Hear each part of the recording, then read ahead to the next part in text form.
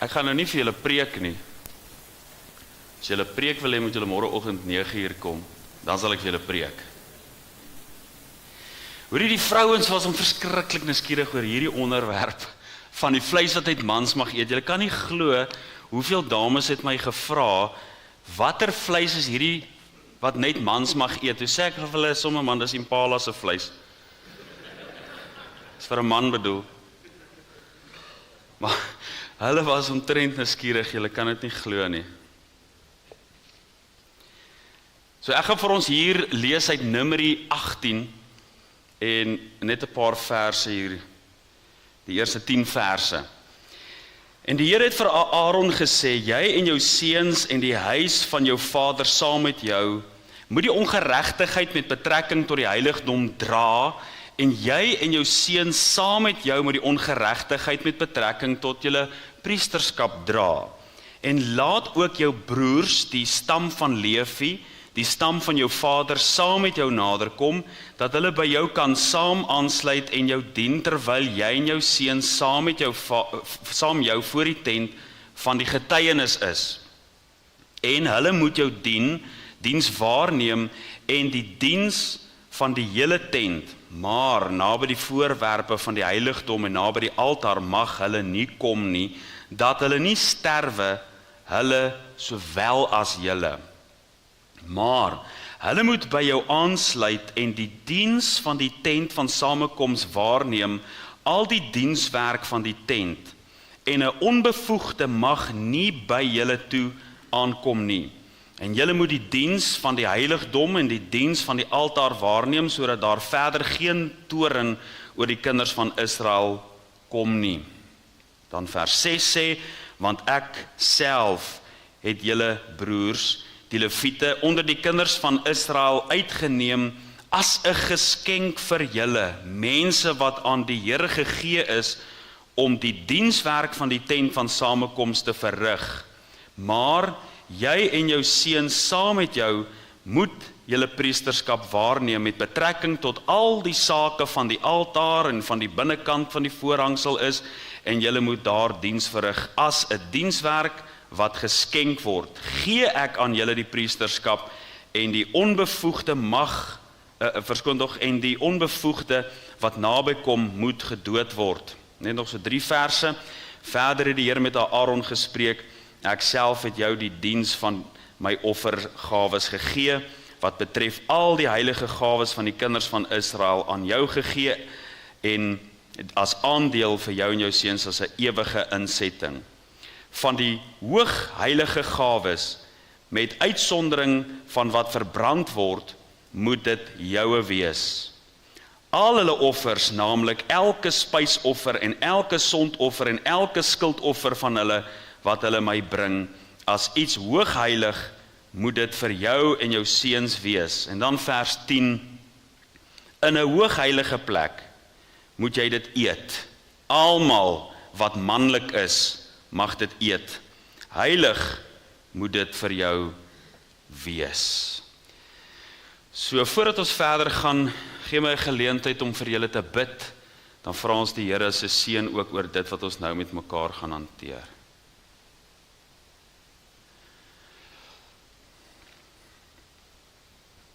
Hemelvader, aan U behoort die koninkryk, aan U behoort die eer, die majesteit en die roem, en al die aanbidding van hierdie wêreld kom U toe. Here, U is groot en U is gedig en daar is niemand soos U nie. En wat U vir ons weggelê het in die bladsye van die Bybel is tot ons heil. Dit is tot ons seën. Dit is tot ons opbouing. Dit is omdat U lief is vir ons. En Here, ek wil kom vra dat U hierdie paar verse wat ons nou gelees het, sal kom seën, en dat U met 'n man hier sal kom praat. Ek steek hand in eie boesem, wanneer dit by hierdie belangrike onderwerp kom.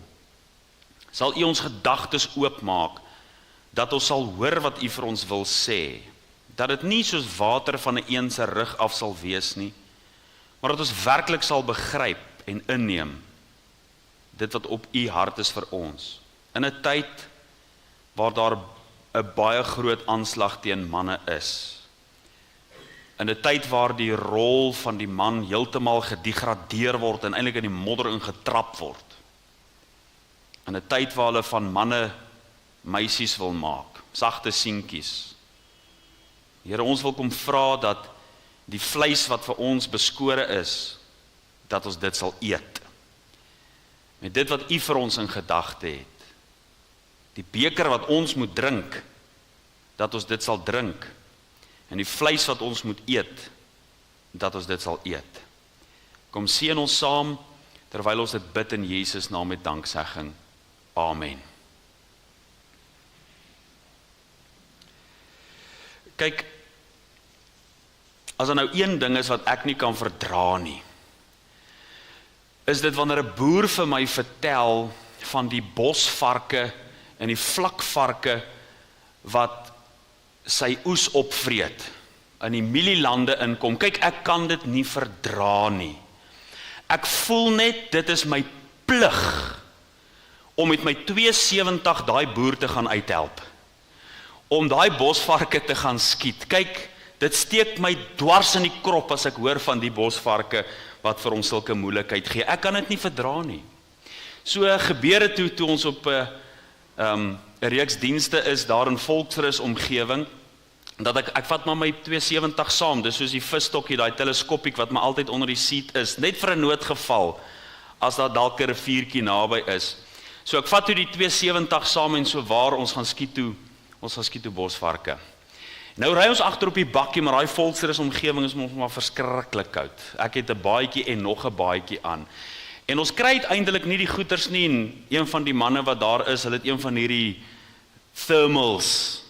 En hy sê, Dominee, kyk bietjie hoe lyk dit. Hoor jy toe ek daai ding hier op my oë sit, is dit asof hierdie wêreld hier rondom my oop gaan. En nou staan ek en ek kyk so, want ons het nou heel nag gery, ons kry niks nie.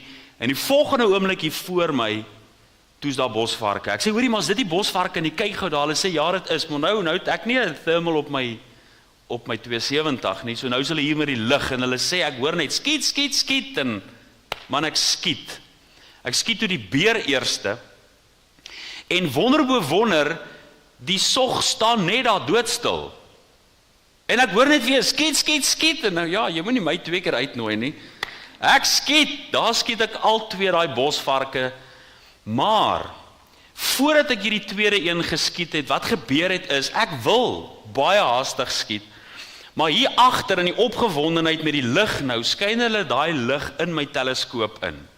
En nou sê hulle, skiet, en ek wil graag skiet, maar ek kry nie die bosvark gesien nie, want die lig is hier, is in die teleskoop, en ek sê, bring net die lig 'n bietjie vorentoe. En toe hulle die lig vorentoe bring, toe is dit asof dit duidelik helder word, en ek dres toe daai bosvark. Nou ja, bosvarkvleis is nou nie die vleis wat die manne moet eet nie, want vandat ek nou daai bosvark by die huis aangebring het, wil my vrou net ook bosvark eet, so sy eet ook bosvark. Nou is dit gereeld wat sy voel, en weet, kyk, ek is ons maar 'n romantiese ou, ek luister na my vrou, sy sê, gaan skiet bosvark, kyk, wie's ek nou om te stry, jy weet, ek maak maar 'n plan, jy weet, ek is maar een van daai, nee, maar partykeer wanneer mens die Ou Testament lees, dan is dit asof die prentjie net nie vir jou helder en duidelik is nie. Ek het dit ervaar toe ek hierdie Numeri 18 gelees het. Die prentjie daarvan is nie altyd duidelik nie. Mens lees, jy hoor wat daar aangaan, maar is asof die lig daarvan nie heeltemal deurbreek nie. Totdat jy die lig net so 'n bietjie vorentoe vat na die Nuwe Testament toe, dan word dit duidelik. En met die fokus op die Nuwe Testament, dan word 'n gedeelte soos hierdie vir ons sigbaar. Dis dan wanneer die prentjie oopgaan, dis dan wanneer jy die versier wat jy opmik baie mooi kan raak sien. En in hierdie gedeelte wat ons nou hier gelees het, word daar gepraat van Aaron en sy seuns en die verantwoordelikheid wat hulle het as priesters. In die Nuwe Testament, my broeders, leer ons in Efesiërs hoofstuk 5 dat die manne aangestel is as die hoof van hulle huise. Die manne word aangestel as die priesters van hulle huise. So lees ons in 1 Petrus hoofstuk 2 ook van die feit dat ons 'n heilige priesterdom is. En ons het 'n verantwoordelikheid, daar's 'n stukkie vleis, wat God vir jou in gedagte het, wat net jy mag eet. Kyk wat sê vers 10 wat ons hier gelees het, in 'n hoogheilige plek moet jy dit eet.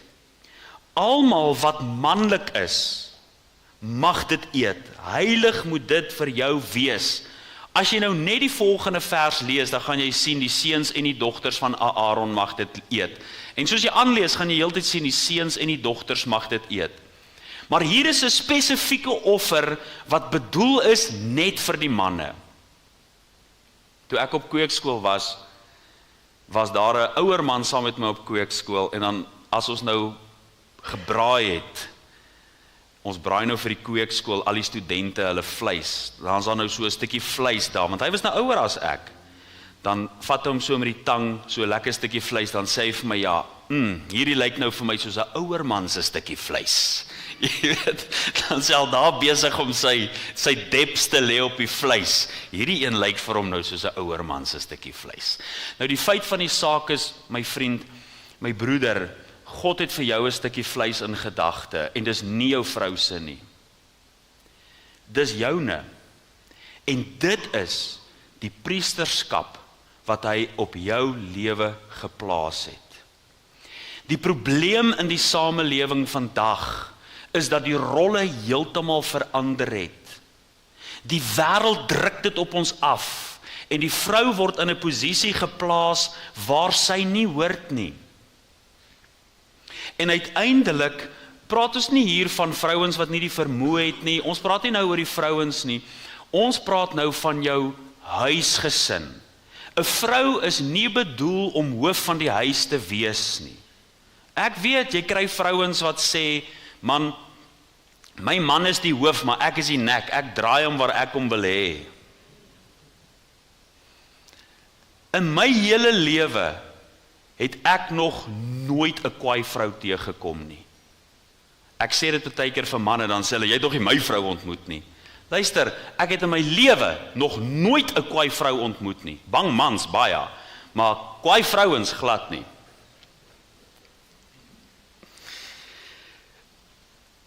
Vers 6 sê dat hierdie posisie van priesterskap is 'n geskenk van die Here. 2 keer, hy sê dit in vers 7 ook, dit is as 'n geskenk gegee. My broeder, daar is iets wat die Here in jou lewe, op jou lewe geplaas het, en dit is om die priester van jou huis te wees. Dit behoort nie 'n rol te wees wat jou vrou inneem, omdat jy nie jou verantwoordelikheid nakom nie. Dit is 'n geskenk wat die Here vir jou gegee het. Ek noem vir julle vanuit hierdie vers 10 net so 4 gedagtes van hierdie priesterskap wat aan jou toevertrou is. En die eerste is, om regtig priester van jou huis te wees, beteken jy moet naby aan God wees. 'n Man kan sy gesin nie nader aan God lei, as hy nie self naby aan God is nie. 'n Man het die verantwoordelikheid om die fokus van sy huis reg te kry. Kyk, elke huis het 'n middelpunt. Vir sommige is dit die eetkamertafel, vir sommige is dit die kombuis, vir ander is dit die TV. Maar wanneer 'n pa of 'n oupa die Bybel oopmaak, dan maak hy dit die senterpunt. Hy maak dit die fundament van sy huis. En my broeder, dis nie jou vrou se verantwoordelikheid nie, dis jou verantwoordelikheid om naby aan God te wees, sodat jy jou gesin nader aan God kan trek. Dis die enigste manier hoe dit kan gebeur. Dis hoogheilig vir God, dat jy hierdie verantwoordelikheid as priester van jou huis sal nakom. Jy moet naby God wees, en naby God lewe. Maar die tweede is dat geestelike leierskap is 'n heilige voorreg. Nie net moet jy naby aan God wees nie, maar dit is 'n heilige voorreg. Gesag in die huis is nie om beheer uit te oefen nie, en almal moet volgens jou pype dans nie. Dis nie wat dit beteken nie, maar dit is om in liefde diensbaar te wees. 'n Man wat sy vrou ondersteun en die kinders se belange op die hart dra, weerspieël Christus binne in sy huis. Want dit is wat Christus vir ons as gemeente doen, soos hy die hoof is van die gemeente, so is die man die hoof van sy huis, en in liefde en diensbaarheid het homself gegee aan die gemeente. En so behoort ons ook hierdie heilige voorreg na te kom. 'n Heilige voorreg wat ons het, om jou kinders te leer, om jou kleinkinders te onderrig. 'n Boer wat sy kinders leer om die draad reg te span, of die trekker reg te bestuur, doen dit nie net in woorde nie, maar hy wys hom, hy leer hom, hy is vir hom 'n voorbeeld. Hy het die voorreg wat God aan hom gegee het, die geskenk wat God aan hom gegee het, is hy besig om in sy kinders in te bou. En as geestelike leiers van ons huis, behoort daar iets te wees wat ons in ons kinders inbou, meer as draadspan, meer as trekkerbestuur, en dit is om 'n lewende verhouding met God te hê. As ons kinders nie dit in ons sien nie, by wie gaan hulle dit sien? Hulle is veronderstel om op te kyk na pappa en te sien pappa sit in die kerk. Hulle is veronderstel om pappa sy gebede te hoor rondom die etenstafel, of oupa se. Ons is veronderstel, my liewe broeders, om hierdie heilige voorreg aan te gryp. Dis nie 'n las wat op ons neerdruk nie. Dis 'n heilige voorreg. En dit bring ons nou natuurlik so spontaan by die derde gedagte, is dat die man stel die geestelike voorbeeld. Dis nie net 'n voorreg wat ons het om dit te doen nie. Dit is vir ons ook daar gegee om 'n voorbeeld te wees. Die een geslag wat by die ander geslag leer. Dit is wat ons ook hier sien, die pa en die seuns kan saam van hierdie vleis geniet. Ek het maar hier 'n voorbeeld geskryf soos 'n boer wat elke oggend sy vee gaan tel en sorg dat hy self in die kraal teenwoordig is.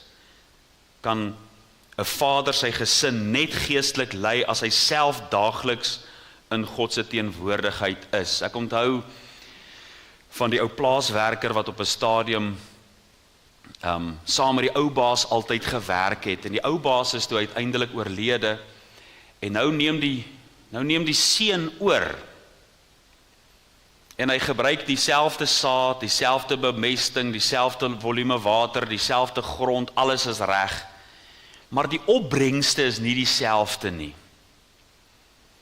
En hy vra toe op 'n stadium vir die ou man wat saam met sy pa nog gewerk het, hy vra vir hom, hoorie, maar wat doen ons verkeerd?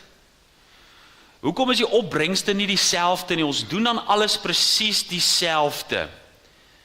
Toe sê die ou man, ja, my baas, maar die ou baas se voete, hy was hier by die land. Hy was hier by die land. Hy was nie net daar by die bakkie nie. Om jou voete in die land te hê, om die voorbeeld te wees vir jou kinders, om voor te loop, dat hulle jou voetstappe sal navolg. Ek onthou ook die ou verhaaltjie van die pappa wat sy kinders in die bed sit, en dit was 'n sneeustorm van 'n aand. En uiteindelik toe die kinders nou in die bed is, toe vat hy nou natuurlik pad kroeg toe, en daar by die kroeg aangekom, hier by sy tweede of sy derde stywe dop, seker nou om warm te word, toe hy weer sien, toe sy laaitjie hier langs hom, en hy sê vir hom, my seun, hoe het jy hier uitgekom? Toe sê die kind vir hom, pappa, ek het net in pappa se voetstappe in die sneeu gestap. En my liewe broeders, ons laat spore na, en die vraag is, watter spore laat ons na? Ek vra jou nou 'n eerlike vraag, waantoe lei jou spore jou kinders en jou kleinkinders? Waantoe lei jou spore? Ja, vat hulle jagveld toe. Ja, leer hulle dinge, vat hulle viswater toe. Maar laat jou spore deurweek wees met gebed, met 'n voorbeeld uit die woord, dat hulle kan sê, my pa, my oupa was 'n man van God gewees. En dat ons nageslagte in daardie spore sal loop. Ons voorouers wat hier aan wal van Afrika gekom het, was godsmanne gewees. Julle weet dit. Ek hoef dit nie vir julle te sê nie. Dit was manne gewees wat God se woord lief gehad het. Wat vervolg is in Europa, die meeste van hulle, juis vir hulle geloof. Ons behoort hierdie voetspore vir hulle na te laat. Ja, en dan die laaste wat ek vir julle wil noem, dit wat aan jou toevertrou is, moet heilig hanteer word. Dit moet spesiaal hanteer word. Jy is 'n voorbeeld. Dit is jy wat voorloop dat hulle na jou kyk. Dit is 'n gawe wat God aan jou geskenk het, wat vir niemand anderster is nie, behalwe vir jou. Maar dit moet ook met daardie heilige ontzag hanteer word. 'n Man wat tyd opsit vir gesinsgebed. Ja, vir sy gesin se finansies, die bestuur daarvan, alles aan God toe vertrou. Ag, hoe dikwels lei ons smart, net omdat ons nie ons noorde uitstort in God se Vaderhart. My vriend, wanneer laas het jy gebid vir jou kinders? Praat regtig gebid vir jou kinders, en vir jou kleinkinders, en hulle omstandighede, of is hulle maar aan hulle eie genade oorgegee? Wanneer laas het jy jou siel voor God uitgestort, vir die redding van hulle siele? Ek wil jou oproep vanoggend. Het was nie my gedagte om vir julle te preek nie, maar net 'n gedagte of twee te deel. Met hierdie waarheid, daar is 'n porsie wat vir jou eenkant gesit is. Ons praat nie hier van die kroon van die wartlemoen wat net jy mag eet nie. Ons praat hier van 'n stukkie vleis, 'n offervleis. Dis wat hulle daai tyd gedoen het, daar's offers gebring. En van hierdie offers, buiten vir dit wat nou verbrand is, 'n algehele offer, het daar vleis oorgebly. En dit kon gedeel geword het met die kinders, met die seuns en met die dogters. Maar daar was 'n stukkie vleis wat net vir die manne bedoel was, wat manlik is. Daar was 'n amp gewees wat net vir die mans bedoel is. En dit is die priesterskap. Dit is die priesterskap van jou huis, dat jy die priester van jou huis sal wees. En dit beteken dat jy die man sal wees, wat jou vrou nader aan God bring. Sy behoort nie die een te wees wat jou kerk toe sleep nie. Jy behoort die een te wees, wat haar lei as priester van jou huis, jou gesin, jou kinders en jou kleinkinders. Jy is die een wat moet voorstap as priester, die een wat in die teenwoordigheid van God kom. En jy bring hulle saam met jou in die teenwoordigheid van God. Mense vra partykeer vir my, hoekom laat ons die manne partykeer staan? Dis dat jou gesin in jou skaduwee kan sit. En dat jy staan as verteenwoordiger van jou huis in die teenwoordigheid van God. Daarom wil ek jou uitnooi, my vriend. Neem vandag hierdie verantwoordelikheid op. As jy tot op hierdie punt in jou lewe gekom het waar jy besef, jy is nie regtig die priester van jou huis nie. Dit is nie te laat om dit reg te maak nie. Neem hierdie verantwoordelikheid op en sê van hierdie dag af, van hierdie oomblik af, sal ek sorg om naby God te wees, sodat ek my gesin nader aan God kan bring. Moenie eendag lang trane huil, as kind en kleinkind ver van God af is, omdat jy nie jou verantwoordelikheid nagekom het nie. Kom ons neem hierdie verantwoordelikheid op. Dis nie 'n swaar las nie, dis 'n voorreg. Dis iets wat jy met blydskap kan aanneem. Ja, skuif jou stukkie vleis nader en sê, dit lyk vir my soos 'n man se stukkie vleis. Neem dit. Laat God jou huis seën. Met die woorde van Joshua, ek en my huis, ons sal die Here dien. Mag dit waar wees, ook van jou huis.